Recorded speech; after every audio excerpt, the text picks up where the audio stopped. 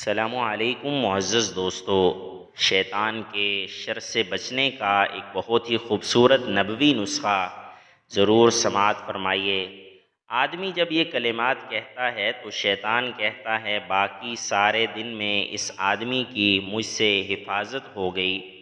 حضرت عبداللہ بن عمر بن عاص رضی اللہ تعالیٰ عنہ فرماتے ہیں، جب نبی کریم صلی اللہ علیہ وآلہ وسلم مسجد میں داخل ہوتے تو یہ کلمات کہتے: اعوذ باللہ من الشیطان الرجیم، بسم اللہ الرحمن الرحیم، اعوذ باللہ العظیم وبوجہ الکریم وسلطانہ القدیم من الشیطان الرجیم۔